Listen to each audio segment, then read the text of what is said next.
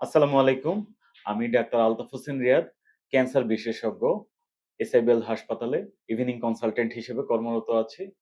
November মাস ফুসফুস cancer সচেতনতা মাস।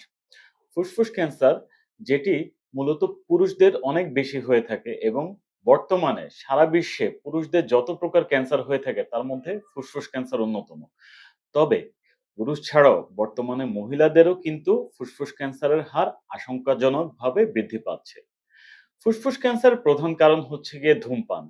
ধূমপানের সাথে বিভিন্ন ধরনের কেমিক্যাল নিঃসৃত হয়, যা আমাদের ফুসফুসে গিয়ে বিভিন্ন ধরনের মলিকুলার লেভেলে বা ডিএনএ তে চেঞ্জ আনে এবং ডিএনএ তে মিউটেশন হয় এবং ক্যান্সারে তার পরবর্তীতে রূপান্তরিত হয়। তবে বর্তমানে কিন্তু অধূমপায়ীদের মধ্যেও ফুসফুস ক্যান্সার দেখা যাচ্ছে। ফুসফুস ক্যান্সারের প্রধান উপসর্গ হচ্ছে গিয়ে কাশি। তবে কাশি ছাড়াও পরবর্তীতে কফ, কফের সাথে রক্ত আসা, বুকে ব্যথা, শ্বাসকষ্ট এছাড়া স্টেজের উপর নির্ভর করে বিভিন্ন ধরনের সিম্পটম হতে পারে। যেমন বুকে ব্যথা কিংবা পেটের উপরিভাগে ব্যথা, মাথা ব্যথা, বমি বিভিন্ন ধরনের উপসর্গ নিয়ে ফুসফুস ক্যান্সারের রোগীরা সাধারণত প্রেজেন্ট করতে পারে।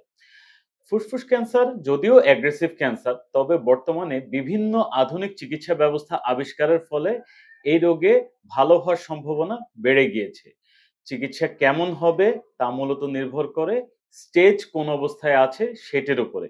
স্টেজের উপর ভিত্তি করে chemotherapy, radiotherapy, surgery, targeted therapy কিংবা ইমিউনোথেরাপি এরকম এক বা একাধিক ধরনের চিকিৎসা নিতে হতে পারে।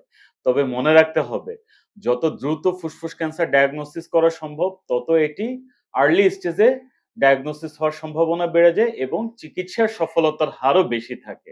তাই সচেতন হই, কাশি হলে চিকিৎসকের পরামর্শ নিই। আর মনে রাখবেন, প্রতিরোধী প্রতিকার। তাই ফুসফুস ক্যান্সার প্রতিরোধে আমরা ধূমপান ত্যাগ করি।